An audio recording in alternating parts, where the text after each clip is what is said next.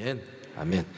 자, 우리 성천교회가 이곳 상계동으로 이전해 온 지 만 5년이 다 됐습니다. 벌써 5년이라는 세월이 흘렀네요. 그동안 많은 우여곡절도 있었고, 이제 성전 대수선 공사도 마쳤고, 그러면서 우리가 이제 고백하기는 눈에 보이는 건물만 대수선하는 것이 아니라 우리의 신앙과 그리고 우리 신앙 공동체도 대수선하자라고 말씀드렸습니다. 그래서 이 코로나19 이후 시대를 우리가 준비하면서 그러면서 지난 4월 부활절날 새로운 속회를 발표하는 동시에 우리는 선교적 교회로 전환합니다. 앞으로 3년이라고 하는 시간을 통해서 우리 교회가 이렇게 새로운 준비를 해 나가겠습니다라고 공포하고 선포했고요. 그리고 3년이라는 시간이 지나면 우리 성천교회는 하나님께서 이 땅에 우리 교회의 사명을 맡기신 지 50년의 세월을 달려온 교회가 됩니다. 그리고 이제 우리가 3년이라는 시간을 통해서 우리 교회가 새로운 교회의 모습으로 선교적 교회의 모습으로 전환하게 되고 나면 이제 앞으로 50년의 사명을 또 감당할 수 있는 교회로 새롭게 출발할 수 있게 됩니다. 올해는 바로 이것을 준비하고 우리가 시작해야 되는 그런 해라고 생각했고요. 그래서 제가 어떻게 말씀을 전하고 이것을 준비할까 묵상하는 가운데 이제 우리가 2019년 2월 17일부터 사도행전 강해를 시작했는데 이제 사도행전 강해가 이제 거의 끝나가고 있죠. 27장, 28장이면 끝나요. 27장, 28장의 이렇게 말씀을 보니까 사도 바울이 가이사랴에서 로마까지 가는 여정이 담겨져 있어요.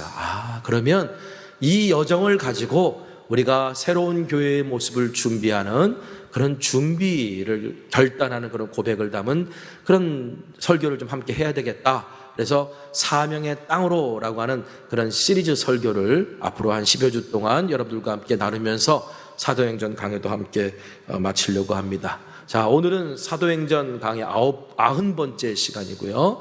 바로 사명의 땅으로 시리즈 설교 첫 번째 시간입니다.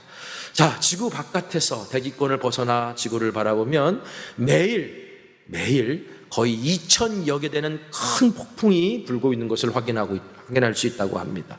2,000여 개 확인할 수 있는 커다란 폭풍 말고도 자잘한 폭풍까지 하면 셀 수 없을 정도의 많은 폭풍이 우리가 살고 있는 이 세상 속에 불고 있다는 거죠. 여러분, 우리 인생도 마찬가지예요. 살면서 우리는 정말 여러 가지 인생의 폭풍을 만납니다. 이 코로나라고 하는 것도 우리가 만나는 인생의 폭풍일 텐데 개인마다 어떤 정도의 차이는 있을 뿐이지 인생에 찾아오는 폭풍에는 어떻게 보면 예외가 없는 것 같아요. 폭풍 없는 인생은 없더라고요. 그렇죠? 경제 문제, 가정 문제, 또 자녀 문제, 건강 문제, 관계 문제, 신앙 문제. 잔잔한 바다였다가도 갑자기 파도가 일고 그리고 배를 침몰시키는 폭풍이 부는 그런 어떤 바다처럼 우리가 이 바다와 같은 세상에 살고 있는 한 이런 폭풍에서 자유로울 수가 없어요. 어떤 것들은 우리가 그냥 잘 견디고 넘어갑니다. 그런데 어떤 것들은 도저히 감당할 수 없을 것 같은 폭풍을 경험할 때도 있어요. 성경에 보면 욥이라고 하는 사람이 감당할 수 없는 인생의 어마어마한 폭풍을 만나게 되죠.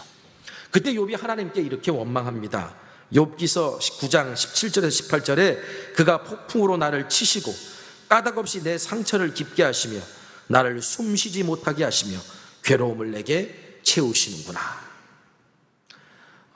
폭풍으로 하나님이 나를 치셔서 나를 상처를 깊게 하시는구나. 괴로움으로 나를 채우시는구나.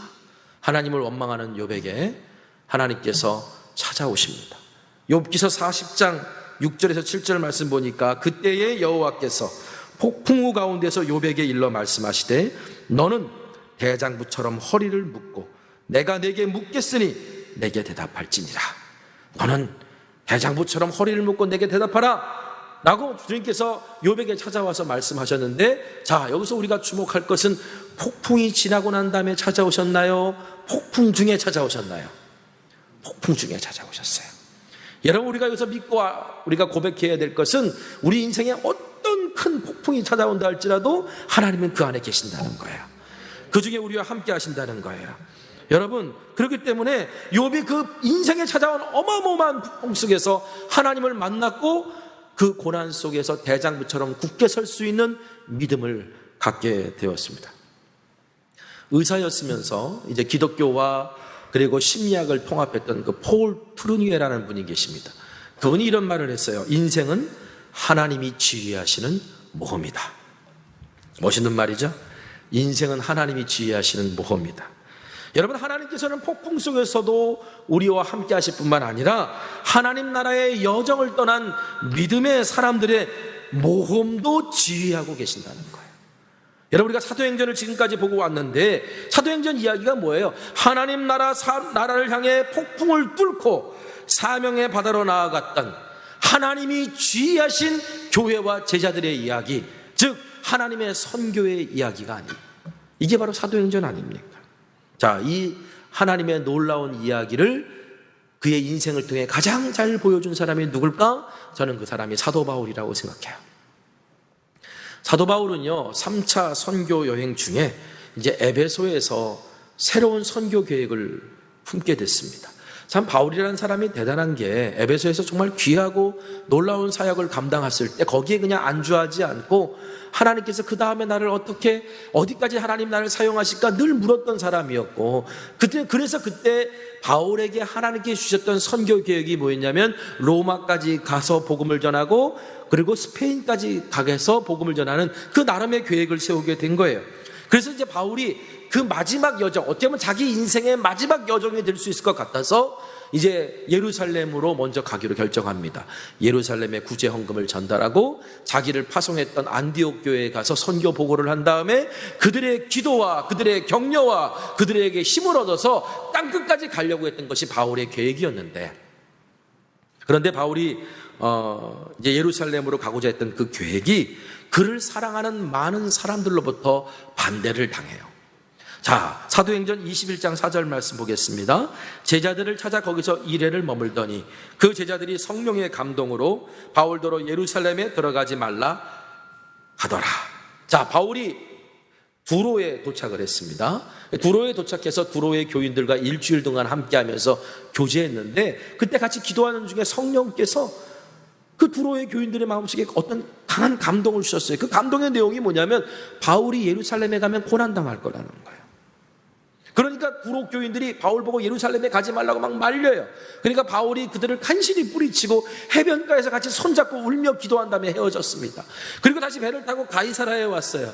가이사라에 왔더니 거기에 7 집사 중에 한 사람이 빌립이 있었고, 빌립의 4딸들이 다 예언하는 딸들이었는데 마침 하나님의 위대한 선지자였던 아가보라는 사람이, 이 아가보는 예루살렘과 유대에 온 큰 기근이 있을 거라고 예언했던 그런 사람이고, 사람들이 당시 다 선지자로 인정했던 사람이었는데, 이 아가보가 바울을 만나서 함께 교제하고 기도하는 중에 어떤 예언을 하냐면 바울 보고 바울이 예루살렘에 들어가면 유대인들에게 붙잡히게 될 것이고 이방인의 손에 넘겨지게 될 것이다, 이런 예언을 하는 거예요. 그러니까 바울과 함께 예루살렘으로 가고자 왔던 아가야와 아시아 지역에 있었던 그런 교회 지도자들이 있었을 거 아닙니까? 끝까지 그래도 나름대로 예루살렘 가서 선교 보고를 하고 뭔가 함께 하려고 했던 그 사람들이 그 이야기를 듣자 막 울면서 바울을 말리는 거예요. 바울 가지 말라고. 당신은 아직까지 필요한 사람이라고 막 이렇게 말하면서 말렸던 거예요. 이때 바울이 너무 속상해서 그들에게 이런 말을 합니다. 사도행전 21장 13절에 바울이 대답하되 여러분이 어찌하여 울어 내 마음을 상하게 하느냐? 나는 주 예수의 이름을 위하여 결박당할 뿐 아니라 예루살렘에서 죽을 것도 각오하였노라. 자, 여러분 보세요. 바울은 왜 자신을 사랑하는 그 동료들이 다 말림에도 불구하고 예루살렘 행을 결심했을까요? 예언을 믿지 않았기 때문일까요? 아니면 바울이라는 사람은 한 번 뜻을 딱 정하면 누가 뭐라 그래도 자기 고집대로 하는 그런 고집불통의 사람이었기 때문일까요? 아닙니다. 바울은 예언을 믿었고요, 바울은 누구보다도 자기를 사랑하는 사람들의 조언과 격려를 받을 줄 아는 그런 사람이었어요. 그런데 왜 바울은 예루살렘 행을 끝까지 고집했을까요? 그 이유는 고난을 바라보는 시각이 바울을 만류하는 사람들과 바울이 달랐기 때문이에요.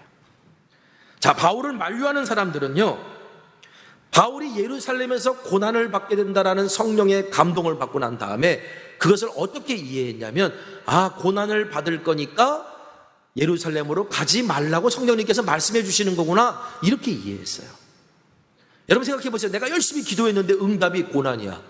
내가 열심히 기도했는데 응답이 시련받는다는 거야. 여러분, 이걸 하나님의 응답으로 받을 수 있는 사람이 몇이나 되겠어요? 내가 어떤 것을 열심히 기도했는데 네 앞에 고난이 있을 거야. 하나님의 응답이 고난이고 시련이면 여러분 그걸 기도 응답으로 받겠어요? 저 같아도 잘 안 받겠어요. 그러니까 당연히 말리겠죠. 근데 바울은 그걸 어떻게 받아들였냐면, 내가 예루살렘을 가는데 예루살렘에서 고난이 기다리고 있어? 아, 성령께서 이것을 미리 알려주심으로 그 고난을 잘 감당하도록 기도로 준비하라는 말씀이구나. 믿음을 갖추라는 얘기구나. 이렇게 받아들였던 거예요. 그러니까 고난에 대한 시각이 달랐기 때문에 바울은 예루살렘행을 고집할 수 있었고, 그리고 마지막에 이렇게 말할 수 있었던 겁니다. 나는 주 예수의 이름을 위하여 결박당할 뿐 아니라 예루살렘에서 죽을 것도 각오하였노라. 여러분, 우리는 여기서 바울의 이 모습에서 우리가 어떻게 사명의 삶을 살아야 되고 사명의 땅으로 나아가야 되는지 그 자세를 배울 수 있습니다. 여러분, 우리가 사명대로 살고 믿음대로 살고 사명의 땅으로 나아가고자 원하는 사람들은요, 고난을 두려워하면 안 돼요. 여러분, 우리가 믿음으로 살고자 하고, 그리고 주의 일을 감당하고자 하고, 내가 어떤 사명 따라 살아가려고 할 때 가장 큰 방해물과 장애물이 뭔지 아십니까? 환경적인 요인일 수도 있어요. 그러나 그보다 더 큰 장애물, 어떻게 보면 우리 인생의 가장 큰 폭풍이 뭔지 아세요? 내 마음에서 부는 두려움과 염려의 폭풍입니다. 내 마음에서 두려움의 폭풍이 한번 불어보세요. 내 마음에서 염려의 폭풍이 한번 불어보세요. 다른 사람들은 다 가는 길도 나는 못 가요. 그렇죠? 어떤 사람은 징검다리 쏙쏙쏙 잘 걸어가는데 어떤 사람은 한 발짝도 못 돼요. 왜? 그 마음 안에 두려움과 염려의 폭풍이 나를 사로잡기 때문이에요. 세상에서 가장 큰 폭풍은 바로 내 마음에서 일어납니다. 그래서 성경은 오늘 우리에게 두려워하지 말라고 그렇게 말하는 거예요. 염려하지 말라고 그렇게 권면하는 거예요. 이사야서 41장 10절에 두려워하지 말라, 내가 너와 함께함이라. 놀라지 말라, 나는 내 하나님이 됨이라. 내가 너를 굳세게 하리라. 참으로 너를 도와주리라. 참으로 나의 의로운 오른손으로 너를 붙들리라. 또한 예수님께서도 염려하지 말라는 말씀을 많이 하셨고, 사도 바울도 염려하지 말라는 말을 많이 했는데, 사도 베드로전서 5장 7절에 이렇게 말합니다. 너희 염려를 다 주께 맡겨라. 이는 그가 너희를 돌보십니다. 네 마음 안에 염려의 폭풍이 불지 않게 하라고, 두려움의 폭풍이 불지 않게 하라고. 여러분, 염려나 두려움이나 그 공통점이 뭔지 아십니까? 하나님을 신뢰하지 못하기 때문에 생기는 거라는 거죠. 우리 하나님이 얼마나 기분이 나쁘실까? 여러분, 제가 가지고 있는 치명적인 약점 중에 하나가 길치라는 거예요. 지금 그래도 많이 나아졌는데, 제가 예전에 우리 아이 2년 동안 유치원 다녔던 그 아이, 그 유치원이 산속에 있었거든요. 근데 그 아이를 2년 동안 유치원을 어떨 땐 데려다 주기도 했는데 그 유치원을 제대로 못 찾아가. 근데 보통 이제 아내가 함께 동행해서는 갔는데, 이제 아내 없이 저랑 아들만 이제 딱 타고 유치원을 가는데, 우리 아들이 불안했는지 계속 못 묻는 거예요. 아버지 길 알아요? 아빠 길 알아요? 기분이 얼마나 나쁘던지. 하나님을 향해서 이게 하나님 이거 하실 수 있어요? 하나님 이렇게 하면 우리 하나님도 마음이 상하실 것 같아. 하나님을 신뢰하지 못해서 생기는 게 뭐예요? 두려움과 염려예요. 여러분, 믿음이라는 건 결국 뭐예요? 두려움과 염려를 넘어서는 게 믿음이에요. 예루살렘 교회를 보세요. 예루살렘 교회 베드로와 요한이 예수님을 가르치고 예수님의 말씀을 가르치고 예수님의 부활을 전했어요. 그랬더니 유대 당국이 베드로와 요한을 붙잡아다가 신문한 다음에 협박하고 풀어주면서 뭐라고 말하냐면, 다시는 예수의 이름을 전하지도 부활을 가르치지도 말라고 협박했습니다. 그래서 베드로와 요한이 돌아와서 예루살렘 교회에 얘기했어요. 그들이 예루살렘 교회가 이제 그 소리를 듣고 합심하여 막 기도하기 시작했습니다. 뭐라고 기도했을까요? 우리 같으면 뭐라고 기도할까요? 박해가 없게 해달라고 기도할 거고, 그리고 우리를 협박하는 저들이 하나님 앞에 하나님께서 그들을 심판해 달라고 기도할 거 아니겠습니까? 그런데 예루살렘 교회는 그렇게 기도하지 않고요, 이렇게 기도했습니다. 사도행전 4장 29절에서 30절 우리 한번 같이 읽겠습니다. 자, 시작. 주여, 이제도 그들의 위협함을 굽어보시옵고 또 종들로 하여금 담대히 하나님의 말씀을 전하게 하여 주시오며 손을 내밀어 병을 낫게 하시옵고 표적과 기사가 거룩한 종 예수의 이름으로 이루어지게 하옵소서. 하더라. 여기에 박해가 없게 해달라고 기도한 내용이 있습니까? 여기에 우리를 협박하는 자들이 심판받게 해달라고 하는 기도의 내용이 있습니까? 없어요. 그렇죠? 오히려 담대히 하나님의 말씀을 전하게 해달라고, 담대히 말씀을 전하게 해달라는 말은 지금 그들 마음에 뭐가 있다는 거예요? 두려움이 있다는 거예요. 두려움이 있지만 두려움에 맞서서 담대히 하나님 말씀 전하게 해달라고, 그리고 저들을 없애달라고 기도하는 게 아니라 오히려 오늘 우리의 능력과 역사가 나타나서 그들을 부끄럽게 해달라고 그렇게 기도하는 내용이에요. 여러분, 예루살렘 교회는 박해와 핍박의 현실에서 두려움 대신 하나님의 말씀을 선택했고 생존 대신 사명을 선택했어요. 그랬더니 어떤 일이 벌어졌느냐? 성령이 그 공동체에 임하면서 진동하기 시작했고 하나님의 권능과 성령의 역사가 예루살렘 교회에 나타나기 시작했어요.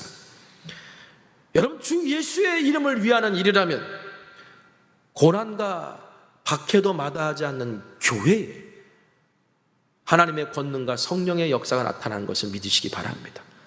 그런데 고난과 박해는커녕 잠깐 손해보니까 아니면 어떤 두려움에 위축돼서 그냥 할 수 있는 것도 하지 못하고 기적만 바라고 열매만 바라고 있다면 과연 하나님께서 그런 교회에게, 그런 사역자에게, 그런 성도에게 하나님 나라의 일을 맡기실까요? 과연 이런 사람이 세상을 감당할 수 있고 이런 교회가 세상을 감당할 수 있을까요? 그러므로 오늘 우리가 분명히 알아야 될 것은 사명으로 갈 때 찾아오는 고난과 시련의 폭풍을 두려워해서는 안 된다는 겁니다. 저는 이렇게 기도해요. 우리 교회를 놓고 기도할 때, 하나님, 우리 성천교회가 사명 감당하는 일에는 망설이는 교회가 되지 않게 하소서. 사명 감당하는 일에는 망설이지 않는 교회가 되게 해달라고. 여러분, 하나님의 권능과 성령의 역사를 경험하는 그런 교회,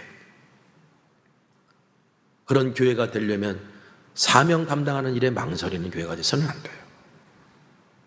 가이사랴에서 2년 동안 구금되어 있었던 사도 바울이요, 유대인들의 편파적인 재판과 그런 것에 맞서서 가이사에게 상소했고, 그리고 2년이라고 하는 시간을 기다리면서 결국 죄수의 신분이지만 로마로 가는 길이 열리게 됐어요.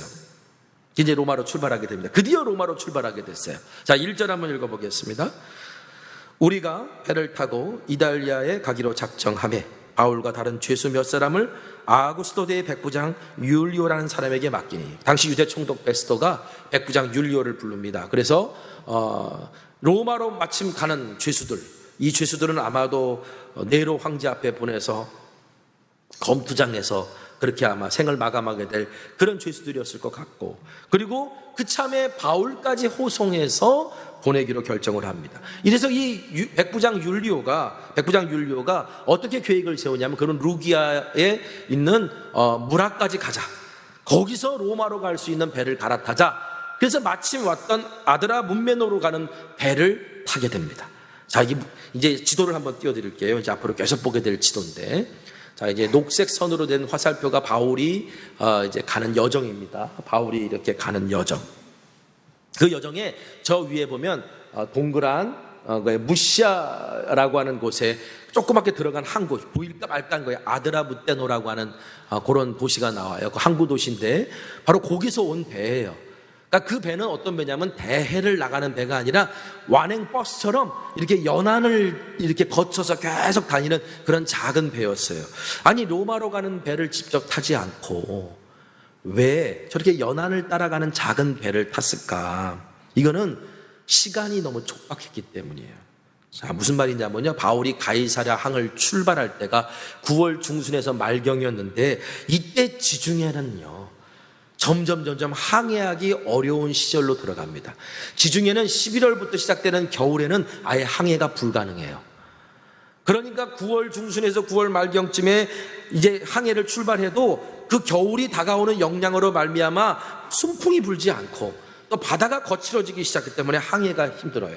그러면 11월이 다가오면 아예 이제 항해가 안 되니까, 자, 총독 베스토의 입장에서 생각해 봤습니다.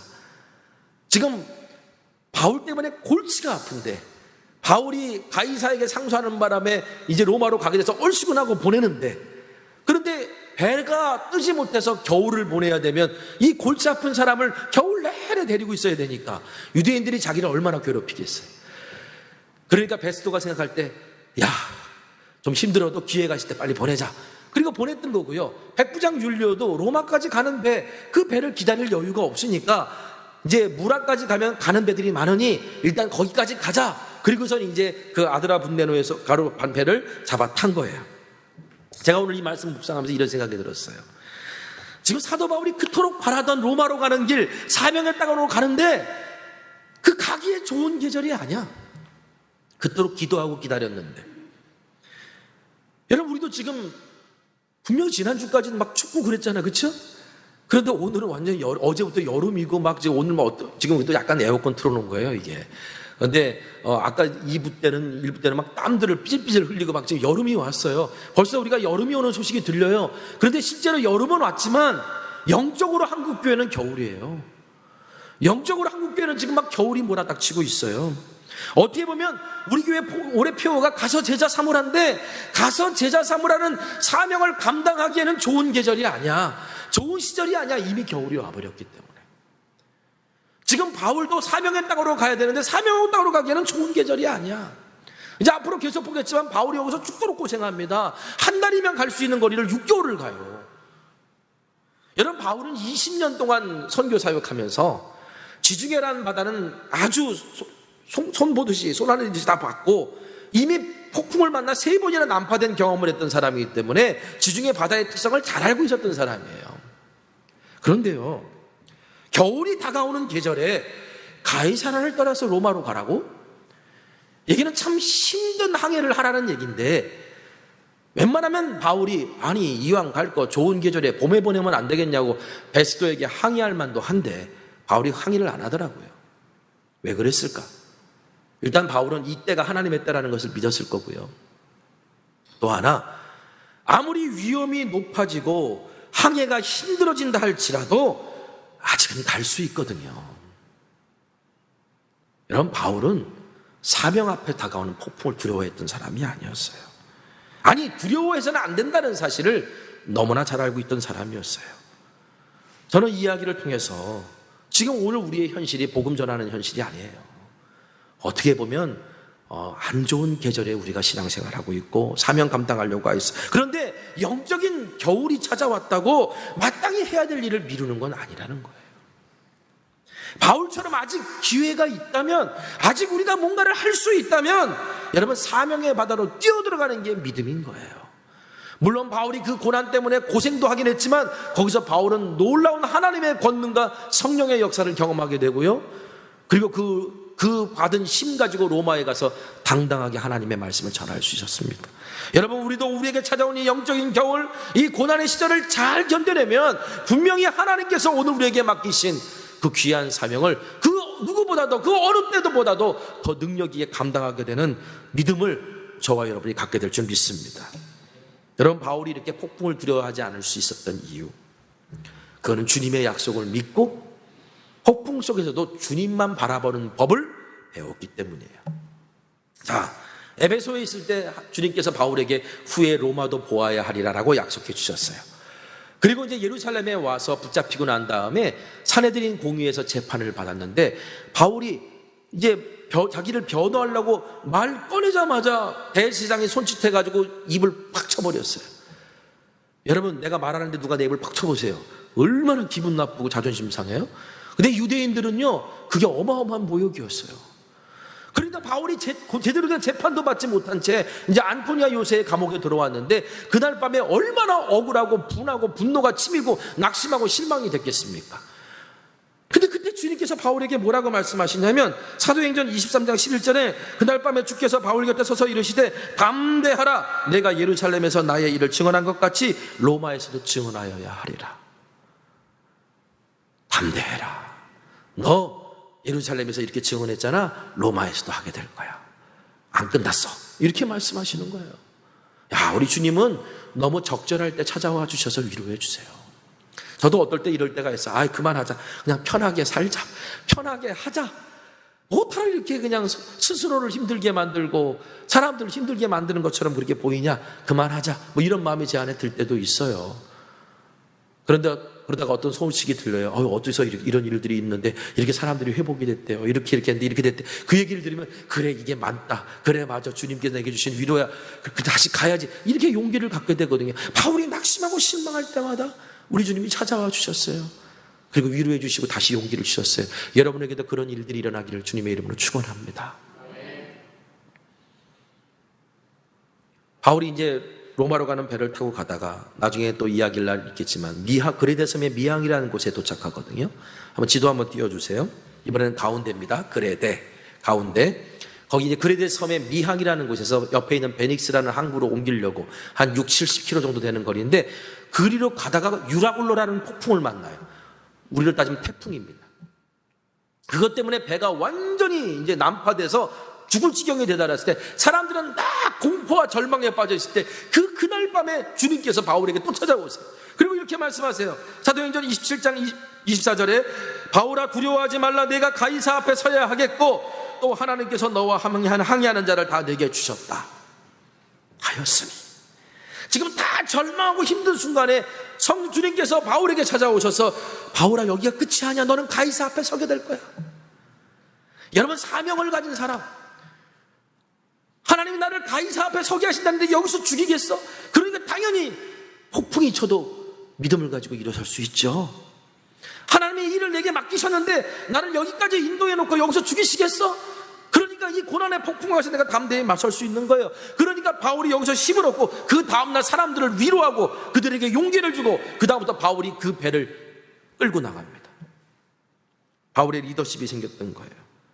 여러분 결국 바울이 앞서 말했듯이 막 분노가 치밀고 안토니아 요새에서 막 절망하고 막 모욕감을 당하고 막 그런 상황에서도 주님의 음성을 듣고 폭풍이 쳐서 이제 내 이름은 죽겠구나 당장 죽겠구나라고 하는 절망의 상황에서도 주님이 찾아오셔서 위로하셨다는 얘기는 결국 무엇을 말해주는 걸까요? 그런 상황에서도 내가 모욕감에 치를 떨고 분노에 치를 떨 때도 당장 죽을 것 같아서 두려움에 벌벌 떨 때도 바울은 끝까지 주님을 바라보고 기도했다는 거죠. 그랬더니 주님이 찾아오신 거고. 이 얘기는 뭘 얘기하는 거냐? 바울은 어떤 상황이든지 주님과의 친밀함을 잃지 않도록 애썼다라는 거예요. 지금 세상의 풍조가 얼마나 거세고 세상이라는 강물의 물살이 얼마나 거대합니까? 여기서 오는 믿음의 사람들이 툭 하고 다 나자빠지고 쓸려 내려가요. 뭐가 준비가 안 돼 있어서? 주님께 붙들려 있는, 주님께 가까이 있는 친밀함이 준비가 안 돼 있어서 세상의 파도에 휩쓸려 가는 거예요.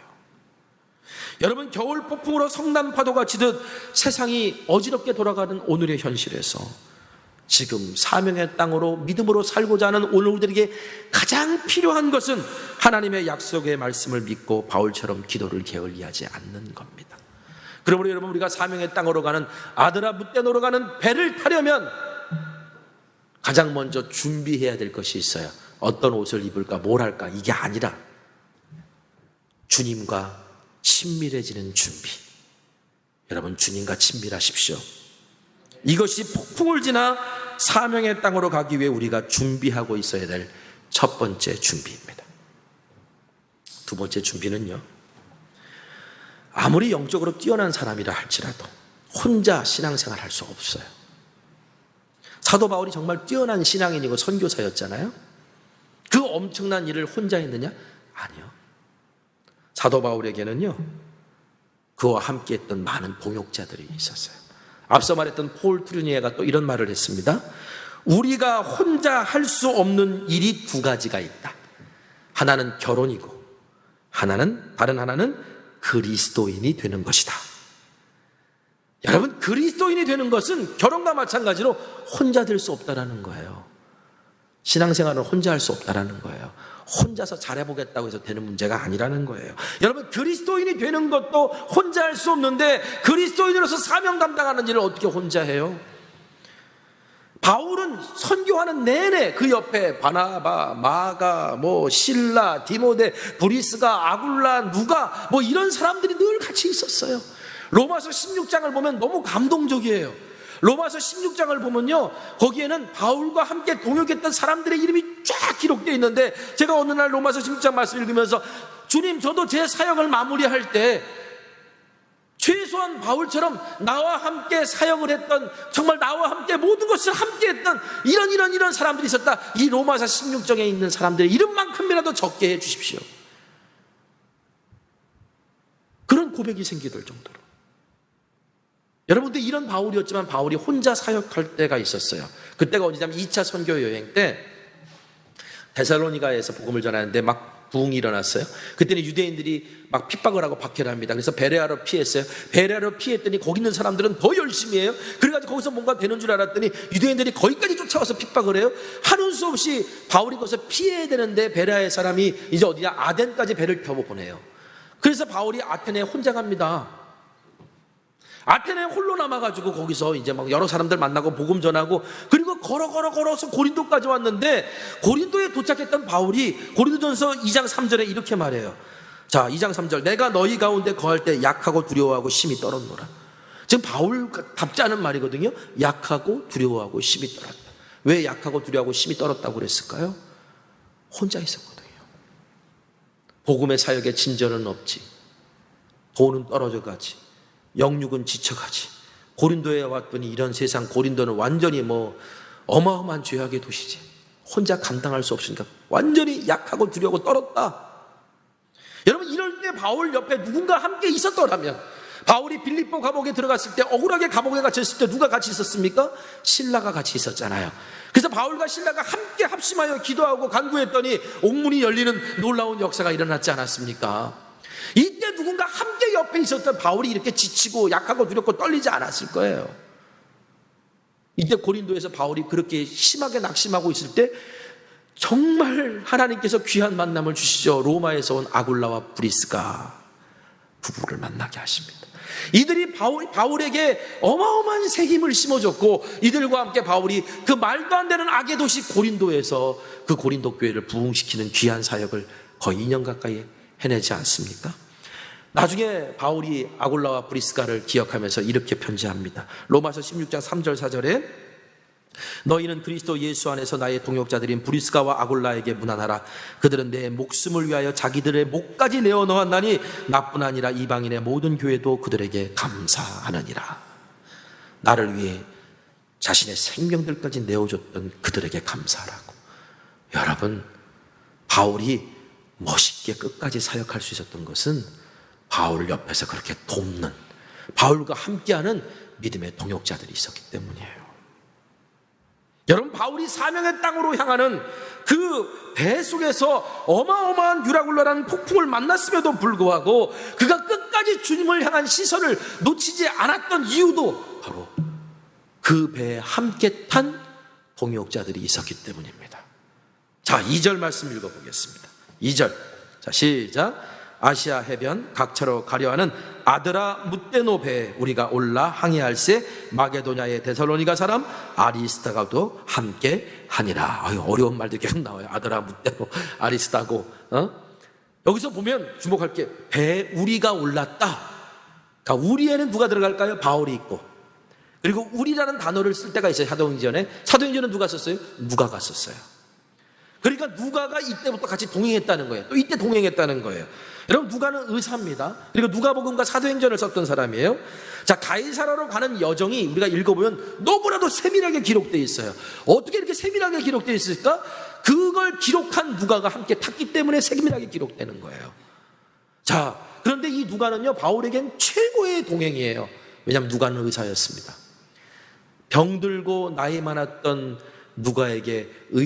바울에게 누가 의사만큼 좋은 벗이 어디 있겠어요? 좋은 동료가 어디 있겠어요? 그렇죠? 그가 먼저 같이 탔고요. 또 누가 탔냐면 아리스타고라는 사람이 탔어요. 이 사람은 데살로니가 사람이고요. 그리고 에베소에서 일어난 폭동 당시에 어떻게 보면 끌려갔던 사람이에요. 그러니까 아리스타고는 에베소에서도 사람들 눈에 쉽게 띄었던 아주 열심히 있는 그리스도인이었다는 걸 의미해요.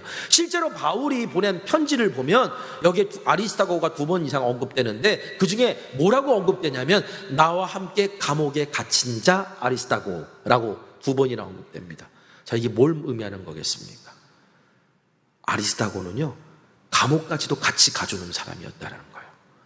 바울이 가는 곳이라면 감옥까지도 같이 가줬던 사람. 그러니까 실제로 로마까지 갈 때 끝까지 바울의 사역에 마지막까지 함께했던 사람이 누구냐? 바로 이 아리스다고예요. 정말 바울의 귀한 벗이었습니다. 바울이 로마까지 가는 배를 탔는데 그게 놀러 가는 거 아니잖아요. 그 배가 무슨 여유롭게 가는 것도 아니고 험한 파도를 거쳐야 되는 안 좋은 데 가는 배였잖아요. 그 힘들고 어려울 때 누가와 아리스다고가 바울과 함께 배에 올라타서 갔습니다. 얼마나 큰 위로와 힘이 됐겠습니까? 자, 여기서 질문. 아드라 뭇데노 배에 3명이 올라탔는데 바울과 누가와 아리스다고가 그 배에서 뭐 했을까요? 여러분, 그 가는 여정 동안 배에서 뭐 했을 것 같아요? 낚시하면서 즐기고 있었을까요? 뭐 했을 것 같아요? 속회했어요. 속회로 모였어요. 3명이잖아요. 바울, 속장, 누가, 아리스다고 모여서 매일 아침 말씀 묵상하고 오늘 성령님이 무슨 음성 주셨냐 묻고 또 기도하고 깨달은 건 나누고 막 이랬을 거예요. 그것으로 끝났을까요? 아니요. 이제 뭐 했을까요? 그 배에 선장이 있었을 거고 선원이 있었을 거고 이제 죽으러 가는 죄수들이 있었을 거고 또 로마 백부장과 관리들이 있었을 거고 또 다른 승객들이 있었을 텐데 그들에게 찾아다니면서 복음을 전했겠죠. 그리고 그들에게 사랑과 호의를 베풀었겠죠. 누가는 의사였으니까 아픈 사람이 있었으면 돌봤을 거고, 그렇죠? 사도 바울은 더 기도로 그들을 섬겼을 거고. 이게 참 좋은 인상이 바뀌었던 것 같아요. 그래서 이 백부장 율리오가요, 바울을 아주 친절하게 대해줘요. 그리고 나중에 배가 난파돼서 죄수들이 도망갈까봐 부하가 죄수들을 다 죽여야 되는 것 아닙니까? 라고 말했을 때 이 백부장 율리오가 바울을 생각해서 모두를 살려줘요. 그 얘기는 뭐냐면 이 아드라무떼노 배에 탔던 신앙 공동체, 이 3명이 모였으면 공동체죠. 바울과 누가와 아리스다고가 그 배에 선한 영향력을 행사하기 시작했다는 걸 의미하는 겁니다. 그리고 나중에 위기의 순간에 결국 사람들이 바울의 말을 듣고 그 어려움을 극복할 수 있게 되는 거예요. 여러분, 바로 아드라무떼노 배에서 시작된 그리스도의 모임이 바로 거기 안에 있는 사람들을 다 살립니다. 저는 이런 생각을 했어요. 그리스도인의 모임은 하나님이 지휘하시는 모험의 공동체가 되어야 된다. 그리스도인의 모임은 모험의 공동체다. 여러분, 그러므로 우리가 사명의 땅으로 가는 배를 타기 위해 준비해야 될 2번째는 믿음의 사람들과 함께 동역해야 된다는 겁니다. 이것이 폭풍을 지나 사명의 땅으로 가기 위해 우리가 준비해야 될 2번째. 내가 바로 그 사람이 돼야 되고 바로 그런 사람들을 준비해야만이 우리가 끝까지 사명의 땅으로 갈 수 있다는 거예요. 여러분, 우리가 믿음의 길을 걸어가는 것도 마찬가지고요. 내게 맡겨진 일을 감당하는 것도 똑같아요.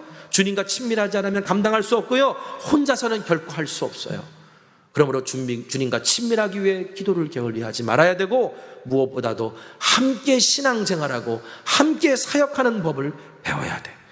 끝까지 함께 동역할 수 있는 사람들을 내 주변에 두고 있을 때 우리는 마지막까지 하나님 나라 사명을 감당할 수 있다. 오늘 저와 여러분이 바울을 통해 배우는 이 지혜를 가지고 폭풍에 맞서는 자 되기를 주님의 이름으로 간절히 축원합니다. 오늘 말씀 붙들고 함께 기도했으면 좋겠습니다.